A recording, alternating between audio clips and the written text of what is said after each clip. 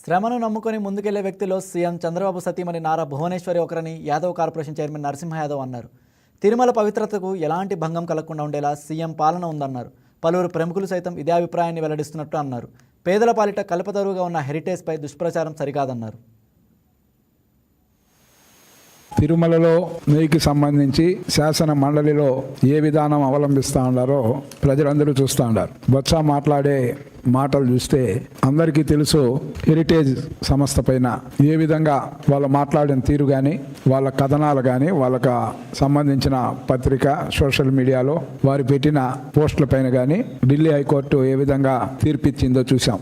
ఏదైతే హెరిటేజ్కి సంబంధించి ఏదైతే వాళ్ళు సోషల్ మీడియాలో పెట్టిన పోస్టులు కానీ వాళ్ళ పత్రికలలో సంబంధించి ఏదైతే వార్తా పేపర్ కానీ వార్తలకు సంబంధించిన సాక్షి పేపర్కి సంబంధించిన వార్తలు కానీ సాక్షి టీవీకి సంబంధించి కానీ ఏ విధంగా కథనాలు పెట్టారో వాటన్నిటిని కూడా డిలీట్ చేయాల్సిందిగా కూడా కోర్టు ఉత్తర్వులు ఇవ్వడం జరిగింది. దీనిపైన సంస్థ సంబంధించి కూడా ఒక ప్రకటన వెలువరిస్తూ ఏ విధంగా రాజకీయం దీనికి సంబంధించి మనందరికీ తెలుసు హెరిటేజ్ సంస్థ ఉన్నతమైన విలువలతో కూడిన ఆ సంస్థలో 25 రకాల పరీక్షలు చేసిన తరువాతనే పాలు కావచ్చు, నెయ్యి కావచ్చు, లేకపోతే దానికి సంబంధించిన పాలల సంబంధించిన ఉత్పత్తులకు సంబంధించిన ప్రతిదీ కూడా అక్కడ చెక్ చేసిన తర్వాత పరీక్షలు నిర్వహించిన తర్వాతనే ప్రజలు లేకపోతూ ఉన్నాయి స్టాక్ అంతా కూడా. అలాంటి సంస్థకు సంబంధించి ఏ విధంగా శాసన మండలిలో కానీ బయట కానీ మాట్లాడారో మనం చూసాం.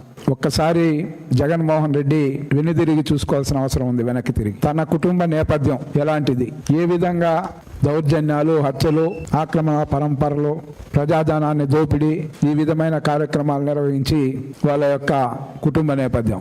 అదే ఈరోజు భువనేశ్వరమ్మ నిర్వహించే హెరిటేజ్కి సంబంధించి సంస్థకు సంబంధించి కష్టాన్ని నమ్ముకొని పనిచేసే వ్యక్తులు ఎంతటి ఉన్నతమైన దీంట్లో ఉన్నా కూడా తమ స్వయంగా స్వయ పర్యవేక్షణలో ఏమి జరుగుతుంది హెరిటేజ్లో, ఏ విధంగా దాన్ని ఎప్పటికప్పుడు నాణ్యతను పెంచుకుంటూ పోవడమే కాకుండా ప్రజారోగ్యకరంగా చిన్న దీనికి సంబంధించి ఒకసారి ఆ హెరిటేజ్ ఉన్న ప్రాంతంలో మంచినీటికి సంబంధించి ఏదో సమస్య వస్తే వెంటనే కూడా అక్కడంతా కూడా ఆ గ్రామస్తులు ఇబ్బంది పడకూడదు అనేసి అక్కడంతా నీటిని శుద్ధి చేసే యంత్రాలని ఇచ్చి ఏ విధంగా వాళ్ళు చేశారో మనం చూసాం. అనేక కంపెనీలు ఉన్నాయి ఇప్పుడు ఈ రాష్ట్రంలో.